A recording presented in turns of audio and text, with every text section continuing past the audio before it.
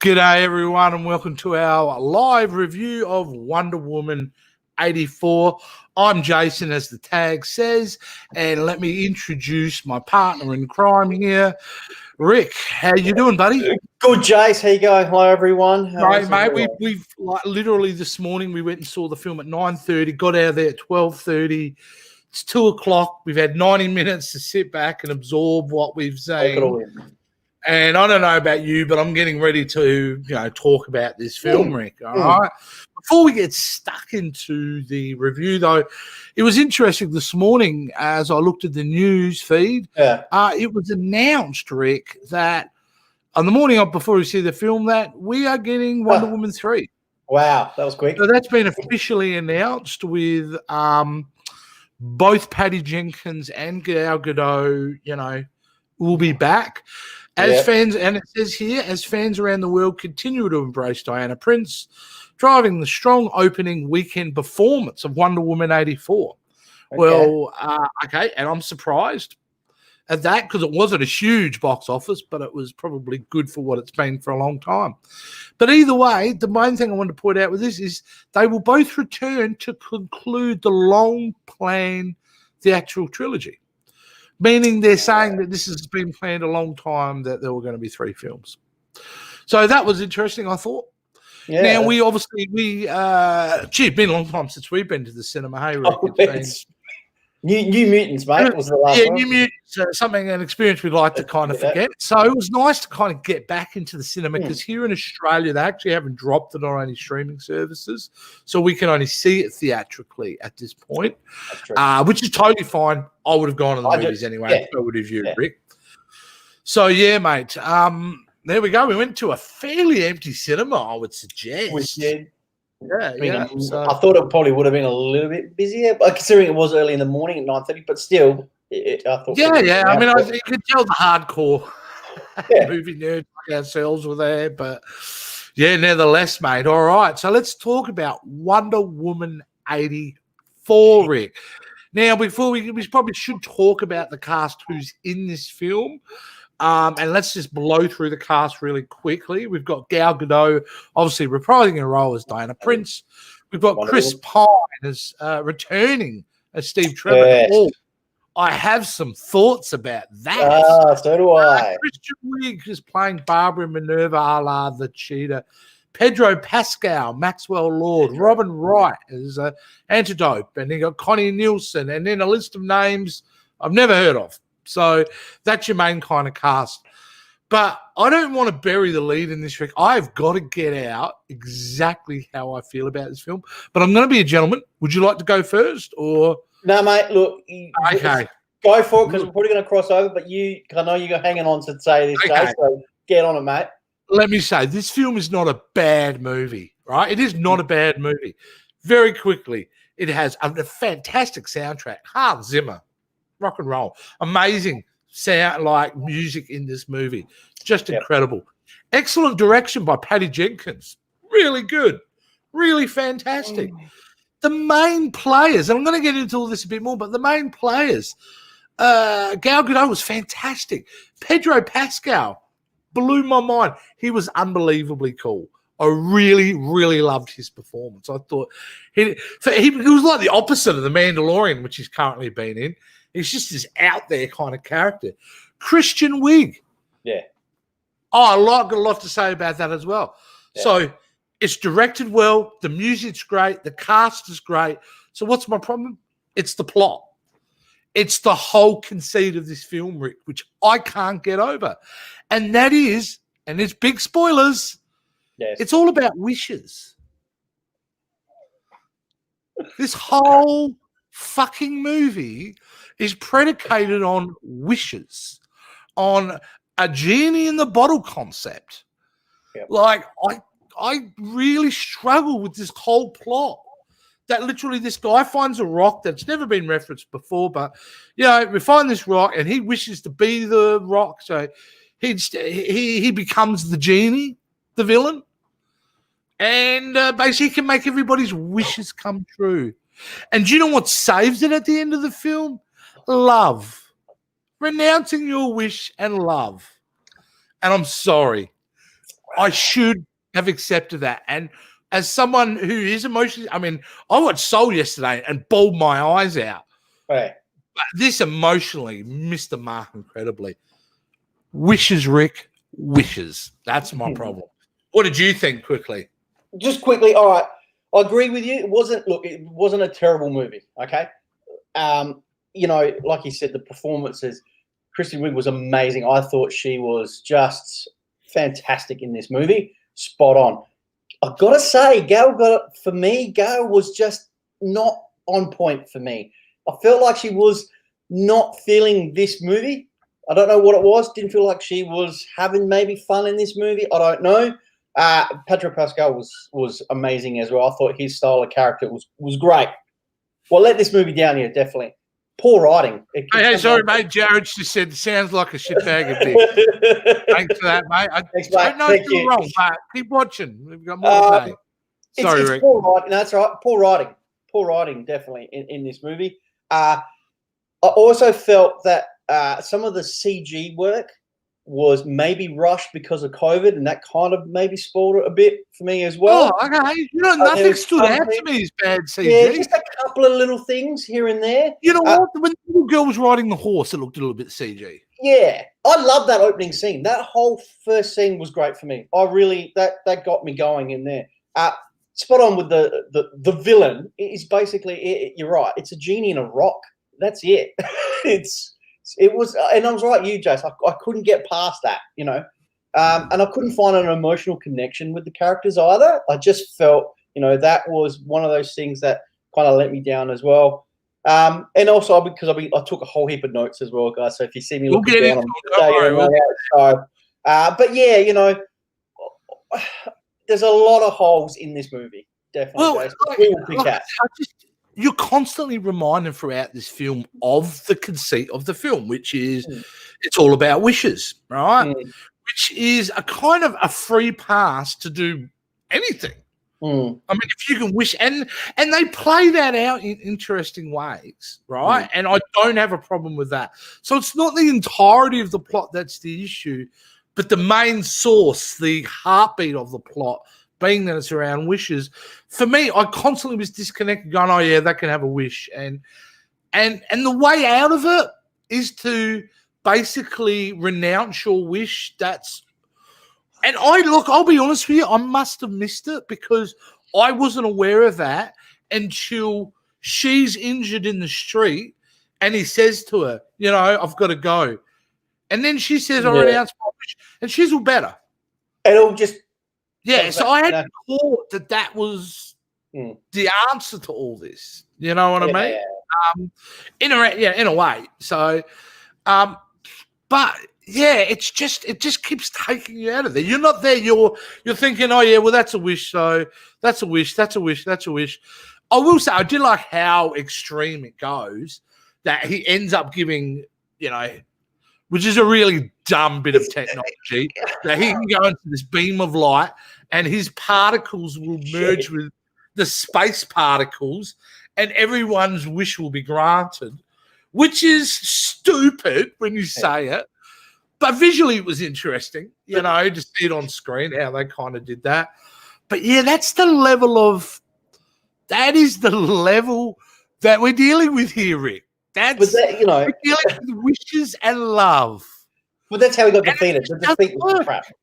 It doesn't. Well, look at the end. The ending was shit. Like, he got defeated in 4 words. That was it. Okay, here's a big and everything just came back to normal. We were told prior to this film that Diana's existence was this, that she appeared for the first time in civilization in World War I, right? And after World War I, she disappeared for 100 years. She was gone ski until Batman v Superman. And now you're retconning that and saying, oh, no, she was around in the 80s. And I thought at the end of the film, everybody's memory was going to be wiped. But it wasn't. No. So people are aware she exists, which causes a problem for the continuity of those movies. Tonally, it's a lot. I don't know how to explain this, but it's nowhere near as dark as the first one. If the first one was a dark movie, well, okay, it's nowhere near as serious. Like it's got a very they play the 80s timeline in this up very much, don't they? Everyone's got their perms or their mullets, and it's very 80s in your face. They nailed that well. They did that well. Except for the arcade scene, and they said it was 1984. They had several games which were made after the 1984. What was the game, guys? What was it? Operation Wolf. So they didn't come out in the late 80s. Whatever. No, they did. They kind of did. Yeah. I tell you what I did love, though, Rick. Let's get into what we kind of loved. And you mentioned it, was Kristen Wiig, Cheetah. Yeah, she was amazing. I honestly thought, before seeing this film, I would have the biggest problem with that. Because I think it's just dumb. But it didn't. It did not. The transition from her as her original character to Cheetah was done. It was well earned. It was relatable. You could relate to her as really liked that plot thread. I thought that was really, really good. So, what did you think of the villain, though? Let's get into the villain's motivation and plot line. The Rock, the genie. It's kind of two villains, really. Is it even a villain? Is he even really a villain? Because he doesn't really do villainous things against people. He just wants to be successful, and it's just ego. That's what it's all about. He represents to the audience the evil capitalism of its time. So he's encompassing 1980s corporate America, and that's kind of his villain, where he just wants. You know, one of his characters, you want more? Why not us? Why not have more? But I love how Pedro played him. I did. Yeah. I even brought into his relationship with his kid, which humanized him, which took him away from being a conventional villain because he loved his boy. Yeah, that's right. In the end, that's what kind of saved him. Yeah, is his love for his son. But I have no complaints with. Like I said, it's hard to call him a villain or even a bad guy. I think he just had his perspective. He wanted more. And, excuse me, the main thing usually at the end of these movies with the villain is they're trying to blow something up, kill people, poison people, whatever. This guy was giving everybody their wish. Yeah, he just taking... Whether they understood what was happening. I thought that was kind of interesting too, that he wasn't trying to kill people, he was giving them whatever they wanted. Which was interesting for that to be a negative thing in the movie. So, yeah. What about you, Rick? Look, there was a lot of things that kind of really let it down. Like, some scenes, like, okay, the Smithsonian scene, for starters, right? Okay, so the whole thing, like, Steve comes back, all right? Obviously, she wishes him to come back and whatever. He comes back, and then he's experiencing things because he's never been in the 80s, right? He was in World War I. So all of a sudden, he can't adjust to an escalator and all that. He's, like, getting freaked out and, trying these new things. All of a sudden, they go into the Smithsonian. There's a runway at the back. There's all these planes. He can just get into a plane and fly it. Like, mate, security guards, police force, army, almost non-existent in this film. They are able to do whatever they want in this movie. That just and then the thing that frustrated me. Okay, they played homage to the whole, invisible plane, which was okay. I kind of it wasn't terrible. All right. It wasn't. But the whole fact is, okay, they need to save the world. They're going to fly to Egypt to stop Pascal. All right. What do? Oh, let's take a detour and look at the fireworks because it's July 4th. Like, well, look, come on. Look, you've opened up a real crack here about Steve Trevor's return, all right? Because this is where it gets real weird, Rick. So her inadvertent wish is that she wishes she had Steve Trevor back, all right? Because that's what happens. They touch the rock and they hear about this myth you can make any wish. I mean, it's that rudimentary, guys. And then, she inadvertently, I wish I had Steve Trevor back. Basically, he arrives, right? Just inside the body of somebody else. Right? So we introduced to him again as someone else. And then they do a spinning shot. And then all of a that sudden, was- always just see Chris I Pine. understand that. So I That was- get the feeling we're being told that everybody else sees him as that normal guy, but Wonder Woman sees him as Chris Pine.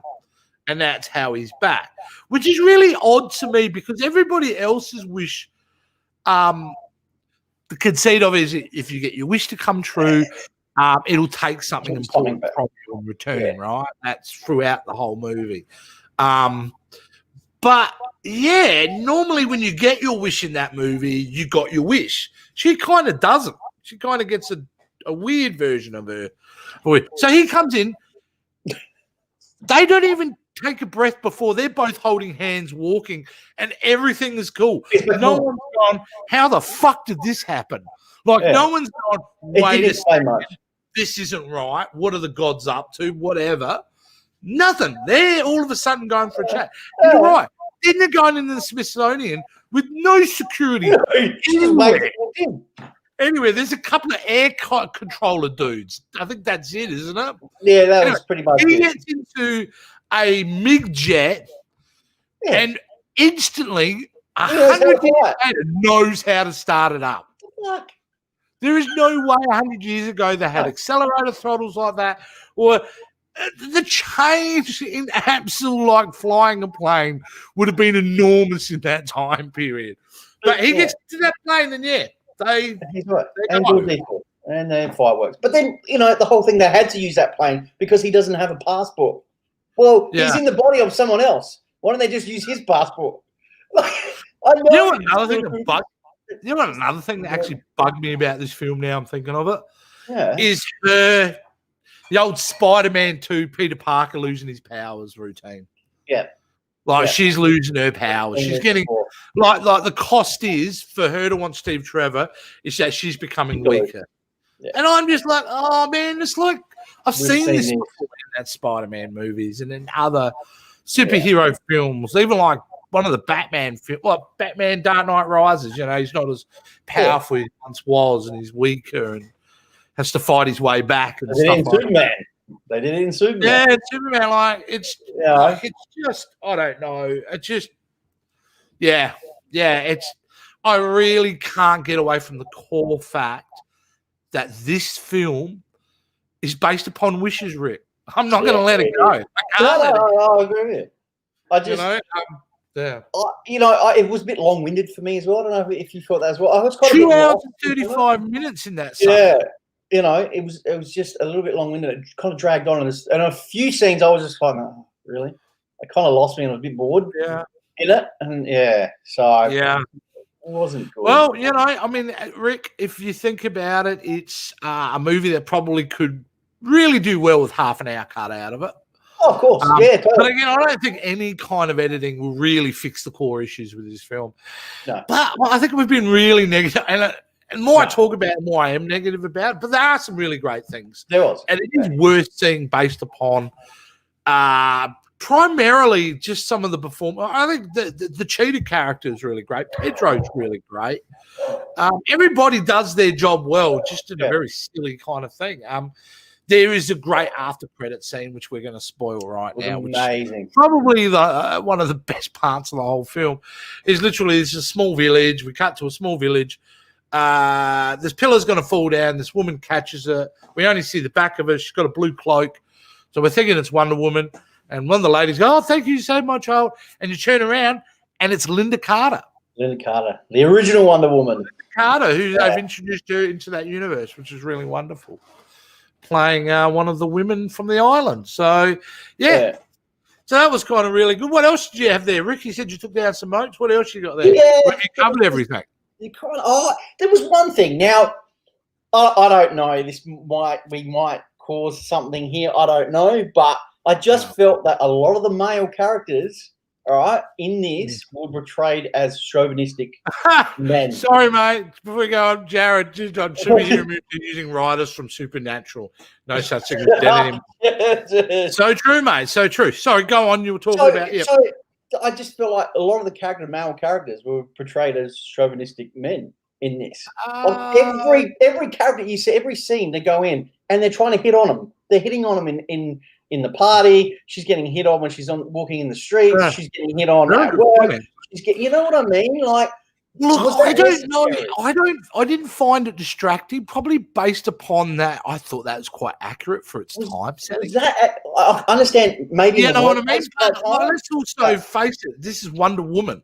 These movies have been a pro-women agenda, and not in all negative way. I mean, but they are going to show a lot of the darker behaviors of men. Yeah. Which is funny because the innocents in a way are the ones who the ones who are hitting on her and getting a coffee. Yeah. But the villain, I mean, he's a little bit he's flirty. I don't know if he's chauvinistic. Like I feel like the villain is more in touch with his emotions in a way, than the innocent people in this film, which is kind of interesting in a way as well. But yeah, you're right. There is a bit of chauvinism. It was just I don't know. Is it the 80s, though, Rick? Is that not 1980s in a way? Yeah. For my memory, it was quite a chauvinistic thing. We just weren't aware of it at that time. But if you look back, I would say, I mean, it was extremely misogynistic kind of time period, you know. Whether that's a bad thing or not, up to you to decide. But anyway, what else, mate? Was that it, really? You think we've kind of covered it all? I mean, I don't know much more to say about a film that really is maybe it's nowhere near as good as the first one. I don't nowhere near it. I mean, and the first one has a problem too. That's 2/3 of a great film. It's the last fight is shit in that film. And this has there's one giant action scene like middle of the film, that roadway scene. And you've seen bits of it in the trailer. That's probably it, isn't it? I mean, the fight scene at the end, but it's not that long. You hardly see it as Wonder Woman. It's not that long. So there isn't a giant big thing going on in this film either. It is. It's definitely a one-off. You know, it definitely feels disconnected from the rest of the DC films. It stands on its own. It feels actually really ultimately disconnected from its original movie because it's so tonally different. Wonder Woman took itself ultra seriously, and I think benefited from that. And this film not doing that, and the plot is one of the main reasons this film fails to live up to its promise. Yeah. I mean, if you want to go to the movies and you want to take your kids and you're not too fussed about movies and you just want to go see a good movie, go. You'll enjoy it, and it's not New Mutants. I'm going to tell you that. It's better than New Mutants. So, I totally agree with you on that. Yeah, definitely. Yeah. But DC really need to lift their game because they're going to do something. They've got to make a change without a question. I mean, the only way to really go is to go in the weird Joker direction, just do kind of one-offs. I mean, I can't look, honestly, I'm very hopeful for two films coming up, and that's the sequel to Shazam, but more importantly, the Suicide Squad with James Gunn. I think we're in for something very different there, and a really exciting kind of James Gunn take on the Suicide Squad. I think will be ultimately interesting. Do I want to see a third Wonder Woman? Do you want to see a third Wonder Woman, Rick? Are we going to be there opening weekend? We probably will be, but do I really want to see it? But I'm not, excited about it, to be honest with you. Mate, if it never come out again and we never saw it again, I think I'm okay with it. Yeah. Like, I'm not clamoring. What were the scores on Rotten Tomato? Good point, mate. Let's throw that up there now.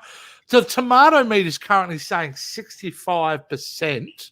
Let me just broke that up here. Wow. With an audience score of 72%. Wow. Now let's have a look. Let's just scroll down a bit and read some of these little quick reviews. We've got obviously the tomatoes being a good thing. Dana Stevens says Jenkins and Godot have gone and done it. They've gone and gotten me invested in emotional well-being of a franchise superhero. Some of these more negative ones goes, in the end, this movie never makes the case for why Wonder Woman is back in action, besides the obvious commercial imperatives. Good point there, Rick. Yeah. When she had made that commitment to stay over humanity, what brought her back in the first place? Was it those bank robbers? Right, because that was a great scene. There had to be another reason why she decided to come out of. That's interesting. Oh, Leonard Moulton. Well, he's a classic. Leonard. This guy's been around forever. Overall, he felt disconnected from the movie, except for moments that focused on human scale situations. Yeah, I'd agree with that. It struggles to be relevant and serious, but in a superficial, cartoony way. And it drones on for 2.5 hours and hasn't a lot to say. Leonard Moulton, the reason why he's one of the greats, because I got to say, I agree with him 100% with his reviews. And they're there. So we've got a very divisive film here, Rick. We've got opinions going left, right, center on this one. I think we're definitely on the side of, we would give it a negative score. I didn't even know if I want to score this, Rick. I just it's almost a forgettable film in a way. Yeah. So, I don't know about. If I was to give it a score, for my arm is twisted. 6 out of 6, 6 out of 10. Yeah. I'll be around that. About probably 6.5, something like that. I was going to say 6.5, and I just couldn't say. Being very generous, but yeah. Yeah, I know. So, but that's our opinion. That's what we thought of it.